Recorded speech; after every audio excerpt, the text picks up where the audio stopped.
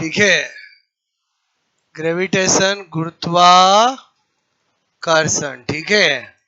और आज हम बहुत इंपॉर्टेंट चीज स्टडी कर रहे हैं, वो है पलायन वेग, ठीक है। क्या बोलते हैं इंग्लिश में? एस्केप वेलोसिटी, ठीक है। ओके, वी ई से रिप्रेजेंट करते हैं, ओके। समझना अच्छे से, यहां से बार बार क्वेश्चंस आते हैं, ठीक है। आज मैं आपको एस्केप वेलोसिटी और ऑर्बिटल वेलोसिटी दोनों स्टडी कराऊंगा और दोनों का कंपेयर करेंगे कि दोनों को मिला के भी कैसे क्वेश्चंस आ सकते हैं। क्लियर? तो पहले तो एस्केप वेलोसिटी क्या होता है? वह वेलोसिटी जिसे किसी बॉडी को प्रोजेक्ट किया जाए, भेजा जाए, तो वो पुनः लौट के नहीं आती है, उसको हम एस्केप वेलोसिटी कहते हैं। क्लियर? मैंने कहा, बोलो वह, ठीक है, वेग, बोलो वेलोसिटी, बोलो जिससे, बोलो जिससे, जिससे किसी, बोलो बॉडी, बॉडी वस्तु को, मैंने कहा फेंका, बोलो जाए, फेंका मतलब प्रोजेक्ट, बोलो फेंका जाए, फेंका जाए, तो वह पुनः, बोलो लौट कर नहीं आती है, ठीक है। बोलो चाहे आप फिर कितनी प्रार्थनाएं करो, कितनी मन्नतें करो, फिर वापस लौट के नहीं आती है। क्लियर? अच्छा, फिर क्या बता रहा हूं? मैंने कहा एस्केप वेलोसिटी का फॉर्मूला होता है 2gm/r। क्लियर? ओके, जिस प्लेनेट से भेजोगे उस प्लेनेट का रेडियस और उस प्लेनेट की, बोलो मास। क्लियर? और ये तो कांस्टेंट है ही है, बोलो बात समझ में आए? ये कैसे आया अभी मैं आपको बताऊंगा साइड में। क्लियर? अच्छा, मैंने कहा हम बहुत अच्छे से जानते हैं G इज इक्वल टू क्या होता है? gm/, बोलो आपको मैंने बताया था, बोलो r²। क्लियर? तो इसका मतलब हुआ, तो फिर जहां GME है वहां मैं कभी भी GRE² लिख सकता हूं। इसका मतलब हुआ कि इसके एक और फॉर्मूला का रूप बनाया जा सकता है, V इज इक्वल टू, जहां पर आपका क्या है GM, वहां पर क्या लिखूंगा? GRE² और नीचे है RE। क्लियर? एक RE से RE कट गया तो क्या बचा? बोलो 2GRE। क्लियर? तो इसका मतलब मुझे ये बात पता चली कि जो एस्केप वेलोसिटी होता है उसके दो फॉर्मूले होते हैं। क्लियर? हालांकि दोनों फॉर्मूले सेम है, एक से दूसरे को हम निकाल सकते हैं। क्लियर? तो फाइनली मैं यहाँ पर क्या कह सकता था?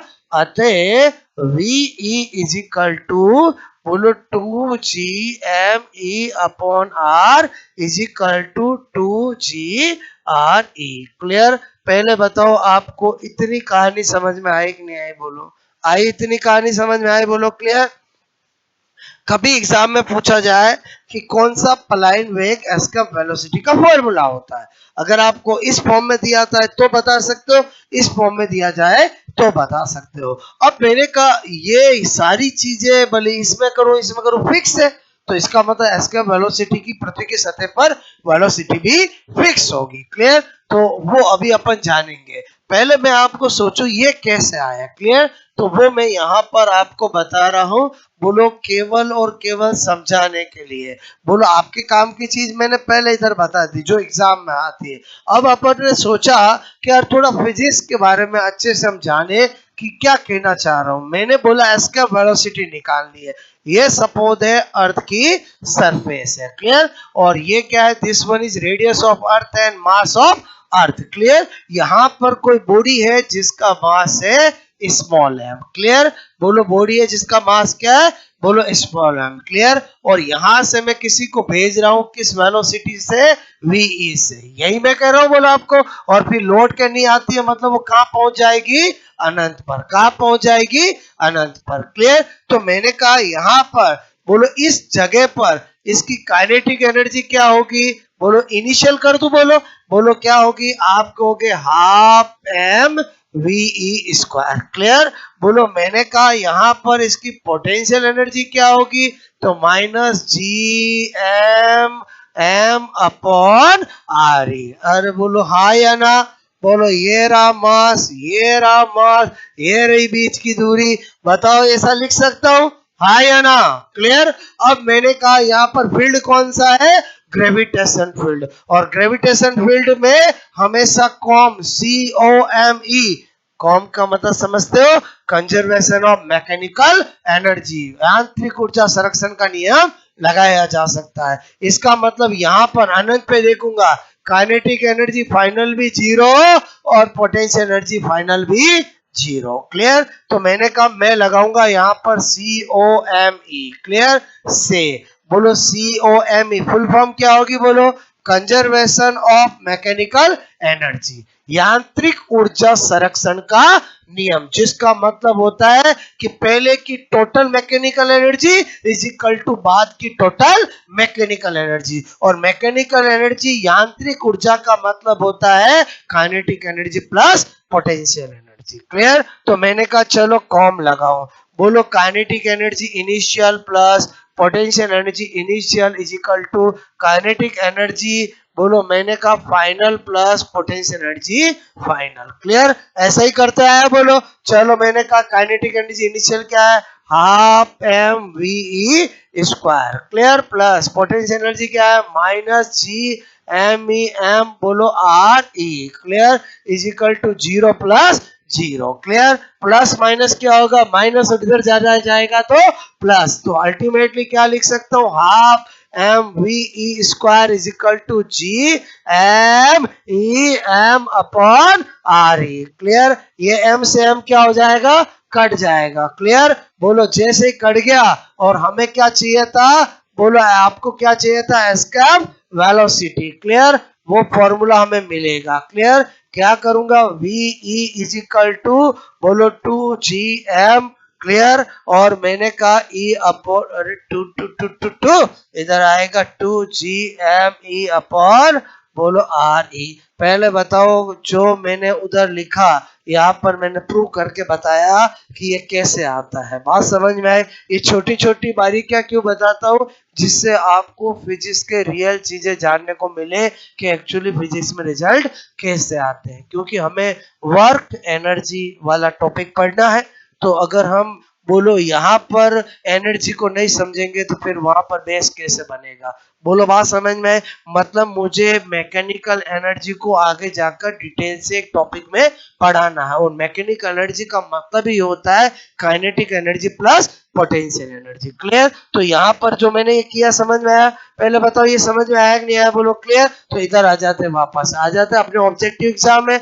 मैंने कहा आपको कभी भी पूछा जाए इसका वेलोसिटी क्या होता है, डेफिनेशन बता सकते हैं। आपको पूछा जाए वो वेलोसिटी को क्या कहते हैं जिससे किसी बॉडी को प्रोजेक्ट किया जाए तो वापस लौट के नहीं आता, ऑप्शन हो ऑर्बिटल वेलोसिटी, एस्केप वेलोसिटी, बोलो फलाना वेलोसिटी, और समझ के बोलो तो कौन, बहुत सारे नाम दे सकता हूँ, ड्रिप वेलोसिटी। अरे पूरी फिजिक्स में मैं दुनिया भर के नाम लेता हूँ। जब इलेक्ट्रोस्टैटिक पढ़ते हैं तो हम ड्रिप वेलोसिटी भी पढ़ाते हैं। ड्रिप वेलोसिटी का मतलब अपवहन वेग। क्लियर? बात समझ में आए? तो यहाँ पर मैं क्या बोल रहा हूँ, एस्केप वेलोसिटी। क्लियर? क्या लिखा मैंने, एस्केप वेलोसिटी। तो एस्केप वेलोसिटी का मतलब वह वेग जिससे किसी बॉडी को फेंका जाए तो पुनः लौटकर नहीं आता। क्लियर? तो मैंने आपसे कहा कि ये उसका क्या होता है, फॉर्मूला। क्लियर? बोलो ये कैसे आया, मैंने आपको ये बताया। क्लियर? कि भाई बैकअप भी होना चाहिए कि आया कैसे। तो मैंने कहा जो मैंने बोला वैसा यहाँ पर किया कि बोलो एक प्लेनेट से मैं किसी बॉडी को फेंक रहा हूँ, और ब्लाइंड वेग से फेंकूंगा तभी लौट के नहीं आएगी, तो चलो फेंका, अनंत पे चली गई मतलब लौट के नहीं आएगी। तो यहाँ पर काइनेटिक एनर्जी कितनी, half mve square. Clear? Potential energy कितनी, बोलो GMEM, ये मास अर्थ का, ये बॉडी का, ये बीच की दूरी। क्लियर? यही कल सिखाया था मैंने आपको। बात समझ में आएगी नहीं? बोलो एस्केप वेलोसिटी से पहले पोटेंशियल एनर्जी क्यों समझाया, समझ में आया? क्योंकि उसके बिना एस्केप वेलोसिटी नहीं समझा जा सकता। क्लियर? अनंत पे दोनों ही क्या हो गई है, 0। बात समझ में आए? बोलो। फिर मैंने यहाँ पर क्या लगाया, कॉम। कॉम का मतलब क्या होता है, conservation of mechanical energy low, यांत्रिक ऊर्जा संरक्षण का नियम। क्लियर, जो हम ऑफिशियली पढ़ेंगे वर्क एनर्जी वाले टॉपिक में। क्लियर, यहाँ पर मैंने लिखा बचपन से इतना तो पता है कि कॉम का मतलब क्या होता है कि total before mechanical energy is equal to total after mechanical energy. पूर्व की कुल यांत्रिक ऊर्जा इज इक्वल टू बाद की कुल यांत्रिक ऊर्जा, और यांत्रिक ऊर्जा मैकेनिकल ऊर्जा का मतलब sum of kinetic energy plus potential energy. Clear, तो मैंने यहाँ पर लिखा काइनेटिक एनर्जी इनिशियल, बोलो potential energy initial, kinetic energy final, potential energy final. यहाँ पर ये लिखा, फिर ये कैसे आया आगे की कहानी आपको समझ में आई। वापस इधर आ जाते हैं, ये तो खाली एक बार समझने के लिए, हमें ये एहसास होने के लिए कैसे आया। फिर मैंने इसका एक और रूप बनाया, कैसे बनाया समझ में आया। बोलो सपोज दैट यही पता है और एग्जामिनर ने तो ऐसा ऑप्शन दिया ही नहीं। बोलो उसने दे दिया GR/2 2GR, तो मैंने आपसे कहा G इज इक्वल टू क्या होता है GM अपॉन RE स्क्वायर। तो बोलो GM इज इक्वल टू क्या होगा, इधर लेके गया GR स्क्वायर, तो यहाँ पर GM की जगह में यह कर रख दूंगा तो बताओ एक R से R कट जाएगा और क्या आ जाएगा 2GR। तो इसका मतलब S का वेलोसिटी का formula 2 capital G M E upon R भी होता है और मैंने कहा 2GRE होता है। क्लियर, बताओ इन सब की वैल्यू जानते नहीं जानते हो, हाँ या ना। तो इसका मतलब अगर जानते हैं तो यहाँ पर मैं लिखूंगा value of E। Clear, value of V मतलब क्या लिखा मैंने, बोलो पलायन वेग, ठीक है, का मान। क्लियर, जो सबसे ज्यादा एग्जाम में पूछा गया है। क्लियर, इधर ध्यान देना, अभी मैंने कहा V is equal to G, बोलो क्या लिखा 2GME अपॉन RE। क्लियर, मैं जानता हूं ये क्या होता है 6.67 इंटू 10 की पावर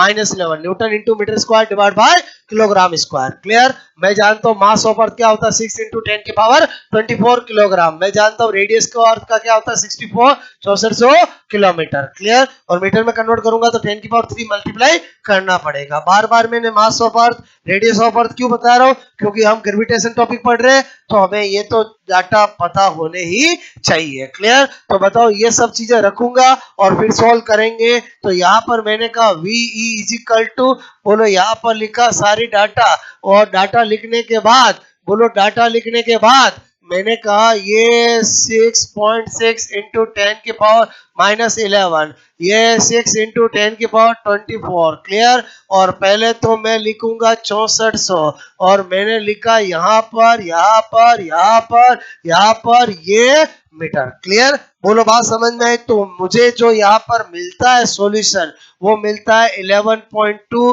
बोलो इंटू 10 की पावर 3, बोलो मीटर पर सेकंड। क्लियर, तो बाद में मैं इसको सुंदर बता हुआ क्या लिख दूं, बोलो किलोमीटर पर सेकंड। क्लियर, और ये डाटा मतलब आप समझ लो 10 से 15 बार कंपटीशन में अलग अलग में पूछा गया है। पृथ्वी की सतह पर एस का वेलोसिटी का मान कितना होता है 11.2 किलोमीटर पर सेकंड।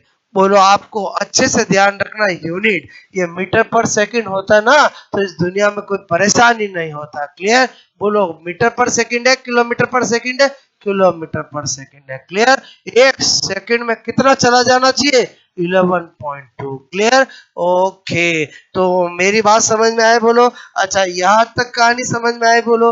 अब मैं आपको क्या बता रहा हूँ, यहीं पर यहीं पर यहीं पर बोलो स्पेशल नोट बता रहा हूँ। क्लियर, कि हमने सब कुछ पढ़ लिया, अब फाइनली हमें क्या क्या चीजें ध्यान रखनी है ताकि हमारा कॉम्पिटिटिव एग्जाम में क्वेश्चन राइट हो जाए। तो नंबर 1 पहली चीज क्या पता होनी चाहिए, VE is equal to 2GM upon RE is equal to 2GR। एक एक चीज मैंने आपको ला के निकाल के बताई है। क्लियर, अच्छा दूसरी बात मैंने कहा, बोलो VE8 अर्थ। क्लियर, बोलो अर्थ पे कितना है 11.2 किलोमीटर पर सेकंड। कभी मून पे भी पूछ लेते हैं VE8 मून। क्लियर, तो आपको मैंने कहा 2.31 किलोमीटर पर सेकंड। अब कोई मन ही मन में खुश हो रहा है कि सर यहाँ जाके तो मैं फेंक दूंगा तो थोड़ा, बोलो फिर तो ठीक है कम देना पड़ेगी, पर पहले यहाँ पहुंच तो सही। और अभी तो चंद्रयान 3 पहुंचा है, बोलो अपने को पहुंचने में बहुत टाइम लगेगा। क्लियर,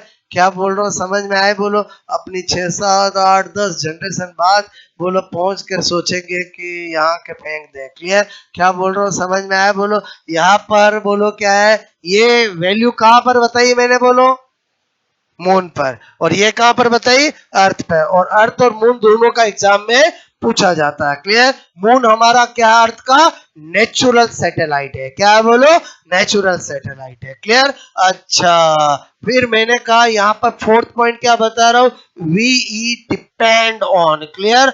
बहुत सी बार एग्जाम में आ जाता है प्लाइन वेग किस पे निर्भर करता है, किस पे निर्भर नहीं करता है, तो वो अपने को डिस्कशन करना पड़ेगा। ये याद है तो सब काम हो जाएगा।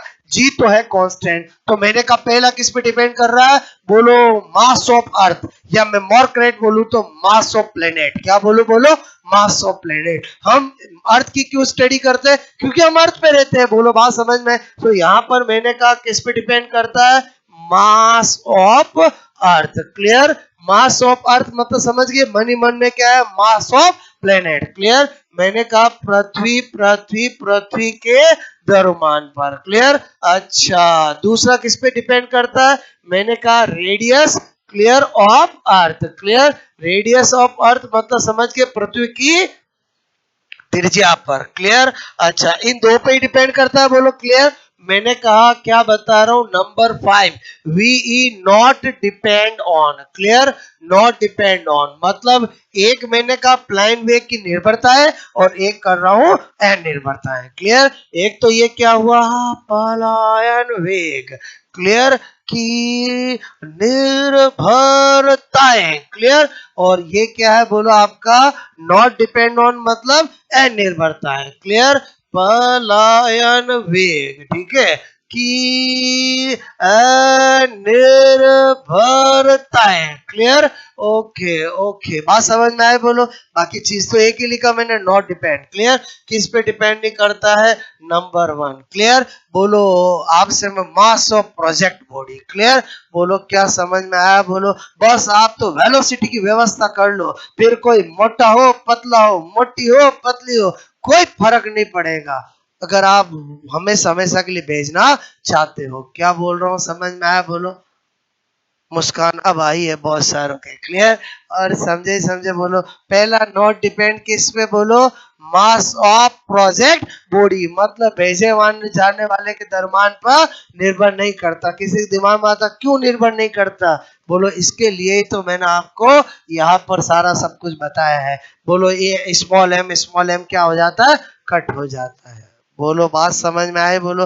बाकी अदरवाइज तो यहाँ से तो पता चल ही रहा है। बोलो क्लियर। तो यहाँ पर क्या लिख दूं बोलो, मैंने कहा mass of project body. Clear. मतलब फेंके जाने वाले के, बोलो आप फेंके जाने वाली बॉडी, बोलो मैंने कहा वस्तु, ठीक है, के, बोलो बोलो बोलो के द्रव्यमान पर। क्लियर। और नंबर 2 क्या, प्रोजेक्ट एंगल। कोई फर्क नहीं पड़ेगा, यूं छोड़ो यूं छोड़ो यूं छोड़ो, बस आप तो वेलोसिटी की व्यवस्था कर दो, फिर आप निश्चित रहो बोलो वो आपको वापस नहीं आने वाला है या आने वाली है। क्लियर।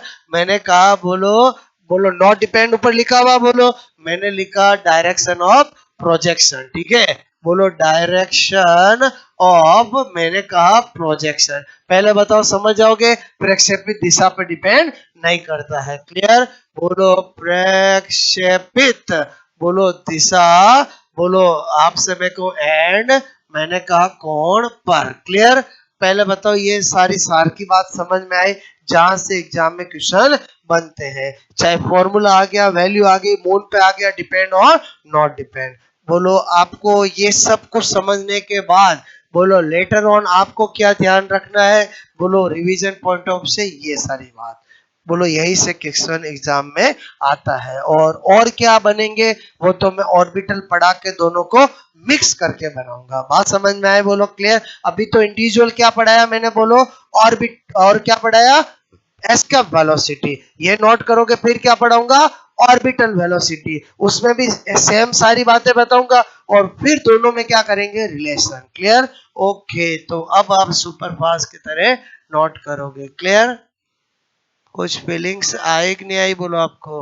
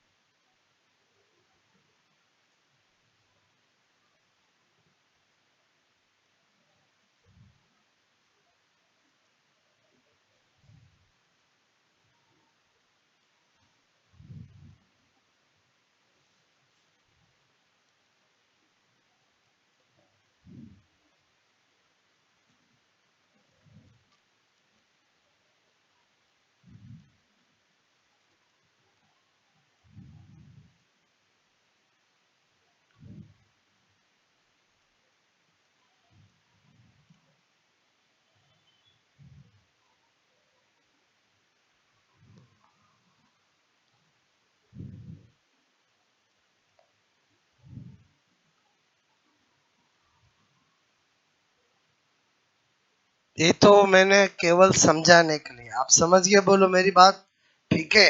एक बार समझ में आ गया, फिर ये वापस कभी आपको पढ़ने की जरूरत नहीं है। आपको काम की चीज मैंने वापस आपको बताई है, ठीक है।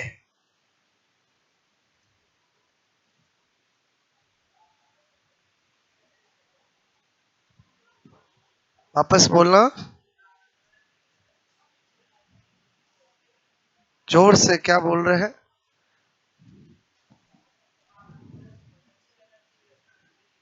हाँ, नहीं, काइनेटिक एनर्जी मैंने कहा सभी फील्ड में होती है, और पोटेंशियल एनर्जी केवल कंजर्वेटिव फील्ड में होती है, एक बात। और अनंत पर तो काइनेटिक एनर्जी और पोटेंशियल एनर्जी हो दोनों जीरो होती है, क्योंकि अनंत पर बोलो वेलोसिटी जीरो हो जाएगी तो काइनेटिक एनर्जी जीरो हो गई, और अनंत पर आपकी पोटेंशियल एनर्जी तो वैसे ही रेफरेंस पॉइंट ऑफ से जीरो होती है। मेरी बात समझे बोलो, अनंत पर काइनेटिक एनर्जी पोटेंशियल एनर्जी सब जीरो होता है, क्लियर? बात समझ में? और मैंने जो कल बोला था कि पोटेंशियल एनर्जी केवल और केवल कंजर्वेटिव फील्ड में होती है, और काइनेटिक एनर्जी सभी फील्ड में होती है, ये बोला था। वापस सुनो क्या बोल रहा हूं। काइनेटिक एनर्जी पूरी फिजिक्स में, चाहे वो कैसा भी फील्ड हो, चाहे वो बोलो रेजिस्टेंस फील्ड हो, चाहे कंजर्वेटिव फील्ड हो, सब जगह लगाते हैं। बट पोटेंशियल एनर्जी केवल और केवल कहां होती है? कंजर्वेटिव फील्ड में। कंजर्वेटिव फील्ड भी फिक्स है, gravitational field, electrostatic field, spring ball, spring बोलो फोर्स फील्ड, एफ बराबर माइनस के एक्स फोर्स होता है, बोलो। बोलो एफ बराबर G M one M two upon R square force होता है ग्रेविटेशनल।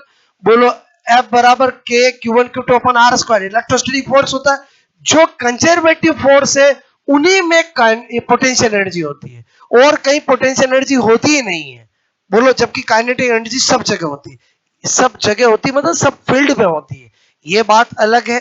और इन्फिनाइट पर तो काइनेटिक एनर्जी हो पोटेंशियल एनर्जी हो सब जीरो होती है, ये बात अलग है, बोलो। बात समझ रहे हो ना मैं क्या बोल रहा हूं? मेरी बात को समझना। मैंने कहा काइनेटिक एनर्जी सभी फील्ड में होती है, और पोटेंशियल एनर्जी केवल कंजर्वेटिव फील्ड में होती है, ये तो बात अलग है। और मैं आपसे कह रहा हूं कि अनंत पर पोटेंशियल एनर्जी जीरो होती है, काइनेटिक एनर्जी जीरो होती है, मतलब अनंत पर सब जीरो होते, ये बात अलग है, बोलो। मेरी बात समझ में आई बोलो, क्लियर? ओके, तो बात समझ में आई बोलो। बाकी तो वर्क एनर्जी टॉपिक पढ़ेंगे अपन, और बोलो जिसके अंदर पोटेंशियल एनर्जी किस किस फील्ड में होती है, किस फील्ड में क्या फॉर्मूला होता है, सारा कंपेरेटिवली बताऊंगा, बोलो। बात समझ में? Kinetic energy half M V square बचपन से पढ़ा है, उसके और क्या फॉर्मूले बन सकते हैं, उसके कैसे क्वेश्चन बनते हैं, वो सारा हम पढ़ेंगे। बट वो पर्टिकुलर कब पढ़ेंगे? जब हम टॉपिक क्या पढ़ेंगे बोलो? वर्क एनर्जी टॉपिक पढ़ेंगे, बोलो। बात समझ में? अभी तो यहाँ पर मुझे पोटेंशियल एनर्जी को कल पिक्चर में क्यों लाना हुआ? क्योंकि ताकि मैं एस्केप वेलोसिटी को आपको एक्सप्लेन कर सकूं, बोलो। बात समझ में? और समझे नहीं समझे बोलो, क्लियर? खाली यही बताना होता तो मैं आपको सब कुछ बता चुका हूं, बोलो। मैं नहीं भी पोटेंशियल एनर्जी बताता तो भी कोई फर्क नहीं पड़ता, लेकिन ये आए कैसे, ये बताने के लिए तो आपको रियल चीजें जाननी पड़ेगी, तो ही आप एक्सप्लेन कर सकते हो, तो ही आप डिराइव कर सकते हो, क्लियर? तो आई थिंक ये समझ के बोलो, क्लियर? नोट करोगे?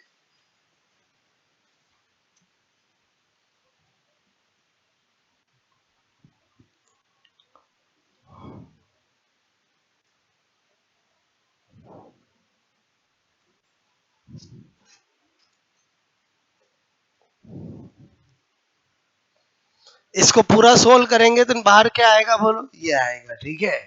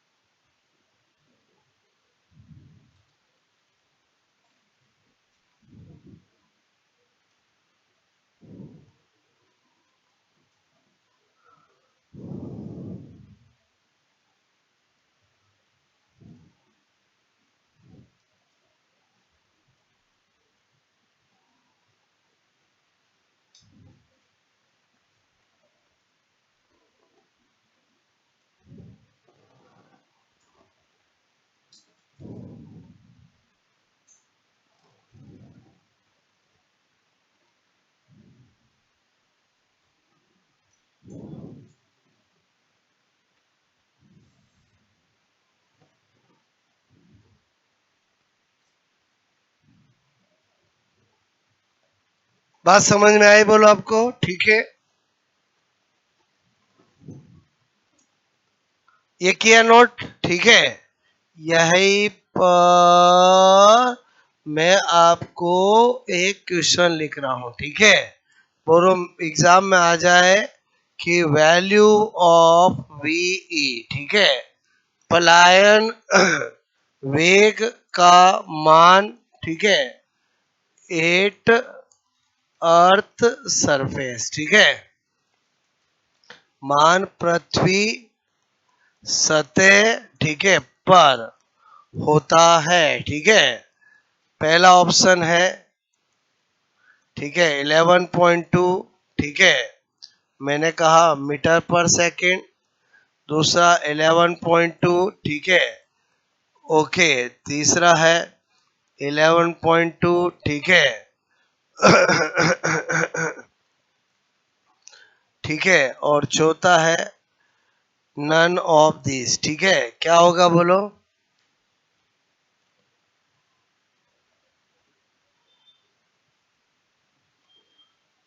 चलो इसकी जगह मैं ये दे देता हूँ 2.31, ठीक है, किलोमीटर पर आवर्स। बताओ फटाफट क्या होगा? चलो ए वाला कोई, बी वाला, सी है किलोमीटर पर आवर्स, ठीक है, बोलो 2.31। ए वाला किसी का, बी वाला, ये मन में सोच रहे हो, बाहर हाथ खड़े नहीं कर रहे हो, ये गड़बड़ है। क्लियर? बोलो ए वाला किसी का, बी, सी, डी। 5-7 ने डी में हाथ खड़ा किया, बाकी ने नहीं किया, मतलब क्या करोगे? बी सी में से करोगे बोलो? चलो ये तो नहीं करोगे। क्लियर? ए और बी, ओके। और आंसर क्या होगा? डी। क्योंकि अगर ये होता ना, मोटरसाइकिल से ही छोड़ के आ जाते। क्या बोल रहा हूँ, समझ में आ रही बोलो? इससे ज्यादा तो हमारी मोटरसाइकिल है, 1 घंटे में 30-40 किलोमीटर चले जाते हैं। अरे बोलो समझे नहीं समझे? क्या बोल रहा हूँ, मेरी बात समझे बोलो? अरे मोटरसाइकिल की स्पीड कैसे बताई जाती है? किलोमीटर पर हवर्स में बताई जाती है। और समझे नहीं समझे बोलो? क्लियर? मैं किस में बात कर रहा हूँ? किलोमीटर पर सेकंड में बात कर रहा हूँ। ये टिक करने वाला तो बहुत बहुत बड़ी गलती। और समझे समझे बोलो? क्लियर? क्या बताना चाह रहा हूँ, खाली 11.2 देख के टू पढ़ना मत, पूछ देखना क्या है, किलोमीटर पर सेकंड। क्लियर? और कोई के सर मैंने जल्दबाजी में किलोमीटर पर आवर्स कर दिया, बहुत बड़ी गलती है। यही अगर प्लाइन वेग होने लग गया, प्रॉब्लम खत्म। बोलो बिठा है बाइक पे और छोड़ के आ गए हैं, ठीक है। चलो ठीक है, किया नोट बोलो? ये मैं क्यों डिस्कस कर रहा हूं? क्योंकि इस पूरे के अंदर यही सबसे ज्यादा पूछा गया है एग्जामों में। अगर आप देखोगे यही बार बार पूछा जाता है, बोलो पृथ्वी की सतह पर प्लाइन वेग का मान क्या होता है? 11.2 किलोमीटर पर सेकेंड। क्लियर? ओके। फिर तो ये राज की बात तो मैंने लिखी थी, बोलो आपको।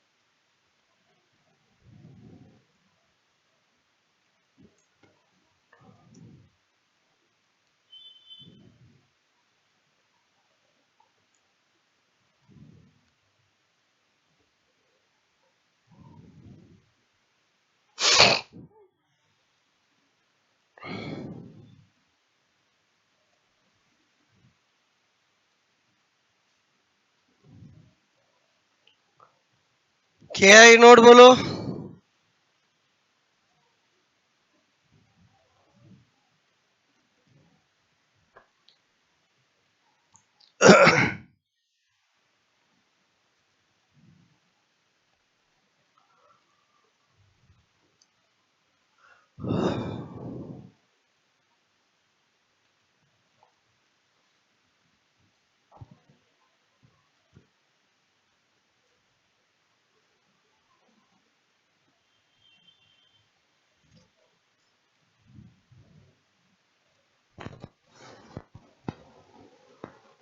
ओके, किस पे डिपेंड करता है, किस पे नहीं करता है? बोलो अर्थ पे क्या वैल्यू है, चंद्रमा मून पे क्या वैल्यू है, फॉर्मूला क्या है, सारा मैंने आपको स्पेशल नोट में बता दिया है। एक स्पेशल नोट और इसी से रिलेटेड, क्लियर हो गया ये नोट बोलो।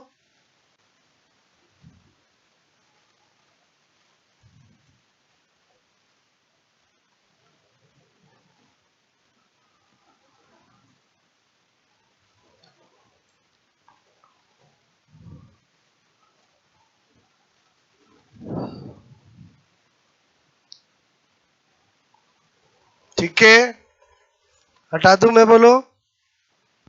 मैंने कहा स्पेशल नोट नंबर 6, ठीक है। 6 क्या बता रहा हूं, अक्सर क्वेश्चन आ जाता है मून पर वायुमंडल एटमॉस्फेयर नहीं होता है, उसका रीजन क्या है, क्लियर। तो यहां पर मैं लिख रहा हूं मून, ठीक है, पर बोलो एटमॉस्फेयर वायुमंडल, क्लियर, वायुमंडल, ठीक है, नहीं होता है, नहीं होता है, ठीक है। बोलो यहां पर लिख रहा हूं कारण, रीजन, और रीजन में क्या बता रहा हूं कि वहां पर जो गैसें होती है उनका VRMS, बोलो VRMS का मतलब root mean square velocity, clear, का मान जो होता है वो एस्केप वेलोसिटी से ज्यादा होता है। तो बताओ वह कैसे रुकेगी, क्या नहीं रुकेगी, तो वायुमंडल नहीं होगा। बात समझ में आए बोलो।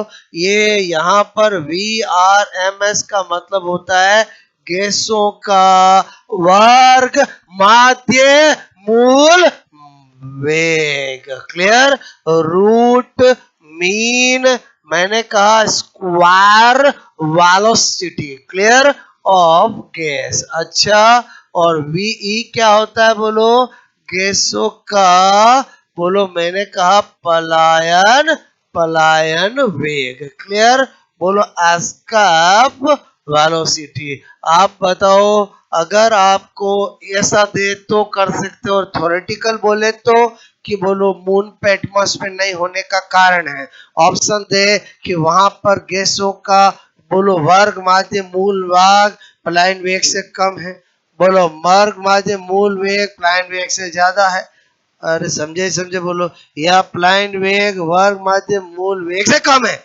और बी और सी दोनों, तो बी और सी दोनों ही हुए बोलो। अरे दोनों लैंग्वेज बोल सकता हूँ ना, मैं बोलूं VRMS is greater than V, या मैं बोलूं V is less than VRMS, बात तो एक ही हुई ना। अरे समझे समझे बोलो, क्लियर, मेरी बात समझ में आए। कितनी बार यहां से ये क्वेश्चन एग्जामों में पूछा गया है, क्लियर।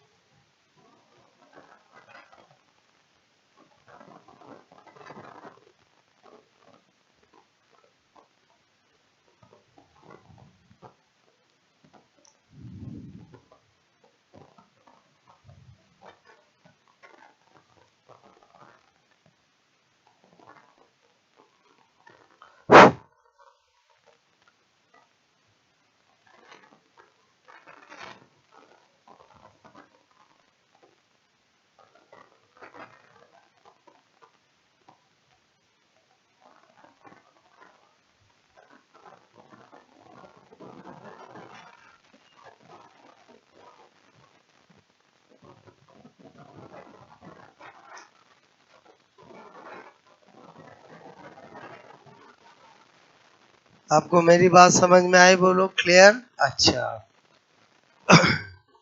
कभी ऐसा क्वेश्चन भी पूछ लेते हैं, ये तो समझ गए बोलो आप, मैंने ऐसा लिखा आप समझ गए क्वेश्चन क्या बनेगा बोलो। थ्योरेटिकल भी बोल सकता है और ऐसे भी बोल सकता है। जब इस पे ही चीज नहीं रहती है तो अगर ये इससे भी ज्यादा हुआ तब तो वहां रहने का सवाल ही नहीं है। क्लियर? बात मेरी समझ में आएगी नहीं आई बोलो क्लियर। अच्छा, आपको पूछा जाए, ठीक है, पलायन वेग, पलायन वेग, ठीक है, का सूत्र होता है, ठीक है। पहला ऑप्शन है, ठीक है, G M E upon R E. Clear? दूसरा ऑप्शन है G M E upon 2 RE। Clear? तीसरा ऑप्शन है 1.41 G M E upon R E. Clear? चौथा ऑप्शन है 1.14 G M E upon R E. Clear? बोलो। और अरे अरे अरे पांचवा ऑप्शन है ई। क्लियर? समझ गए? बोलो। छोड़ना भी तो पड़ सकता है ना। क्लियर? छोड़ने वाले के लिए यही मन में होगा, नन ऑफ दिस। ठीक है, चलो सोच लिया। ए किसी का कि खुद ही लिखना भूल गया। मैं क्या बोल रहा हूँ, ऐसे बहुत सारे, क्या बोलूं मैं, होशियार होते हैं। क्लियर? खुद के मन को खुश करने के लिए जो नहीं दिखता वो भी दिखा देते हैं। बात समझ में आई? बोलो। ए, बी किसी का, सी, डी, ओके। देखो, सी में भी हाथ खड़े हुए और डी में भी हाथ खड़े हुए, फंस गए जाल में। बोलो। अरे समझे समझे, कभी कभी छोटी छोटी चीजें जो है ना वो हमारा क्वेश्चन आते हुए गलत करा देता है। यहाँ पर क्या पता होना चाहिए, √2 की वैल्यू। क्लियर? अब √2 की वैल्यू तो फिक्स होती है। बोलो। आपको मैंने कहा √2 की वैल्यू, √3 की वैल्यू हमेशा पता होना चाहिए 1.73 और ये 1.41, और थोड़ी सी गड़बड़ हुई नहीं कि सब गलत हुआ नहीं। क्लियर? आंसर क्या होगा? बोलो 1.41। क्लियर? पहले बताओ, मैंने जान के क्वेश्चन क्यों कराया? क्योंकि मुझे पता है कि कोई ना कोई तो जाल में फंसेगा, और वास्तव में रियल में बोलो √2 की वैल्यू करके बोलो वहां पर ऐसा फंस जाते हैं। क्लियर? तो जिंदगी में कभी गलती नहीं होनी चाहिए। क्लियर? अच्छा, सपोज दैट ह्यूमन बीइंग को गलती हो गई, कंफ्यूज हो गए कि यार 1.41 होगा कि 1.14 होगा, तो तुरंत सोचो इसकी 1.73, तो बोलो इससे थोड़ा ही तो कम होगा ना। अरे समझे समझे, मैंने जान के ये क्यों लिखा साथ में, समझ में आया?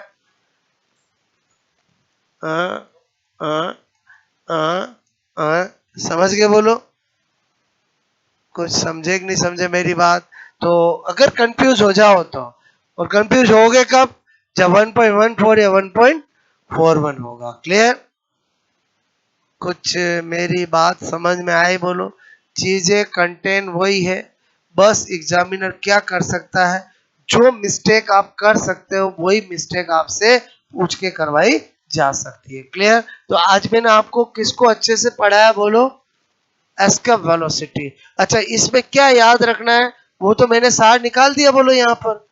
बोलो, जब भी कंपटीशन एग्जाम हो तो आपको रिवाइज पॉइंट ऑफ व्यू से क्या ध्यान रखना, समझ में आया? बोलो। इसमें सब चीजें आ गई है। क्लियर? 5 पॉइंट ये और छठा पॉइंट ये, बाकी तो मैं आपको सोच के बना रहा हूं कि कैसे एग्जामिनर क्वेश्चन गलतियां कराता है। क्लियर? बात समझ में आई? अच्छा, इधर भी अगर मैं देखूं तो ये तो सब अप्लाइड चीज है। मुझे तो अगर ये और ये पता, दैट्स ऑल, बाकी तो मुझे कुछ ध्यान ही नहीं रखना ना। पहले बताओ, ये मैंने किससे निकाला? और इसी से निकाला ना। बोलो। किस पे डिपेंड करता है, किस पे नहीं डिपेंड करता, तो ये का ध्यान रखने की जरूरत है। बोलो। बात समझ में है? बोलो। ये दोनों सेम है, मैंने आपको बताया था। बोलो। आपका ये G इजिकल टू क्या होता है? GME upon R²। क्लियर? तो इससे हम कभी भी बना सकते हैं। बात समझ में आई? बोलो। तो इससे अगली क्लास में हम क्या पढ़ेंगे? ऑर्बिटल वेलोसिटी और प्लेनेटरी मोशन। क्लियर? क्या पढ़ेंगे? ऑर्बिटल वेलोसिटी और प्लेनेटरी मोशन। प्लेनेटरी मोशन में मैं आपको बताऊंगा कि कितने टोटल प्लेनेट है हमारे, उनका नाम क्या है, कौन बड़ा है कौन छोटा है, सूर्य के चारों ओर कैसे चक्कर लगाते हैं। क्लियर? और उनके निराले नाम, कौन कौन है जो काला है, कौन पीला है, कौन लाल है, और उनके कारण क्या है। समझ में आया? बोलो। वही तो प्लेनेटरी मोशन होता है। क्लियर? ओके, तो आई थिंक यहाँ तक कहानी समझ में आए? बोलो।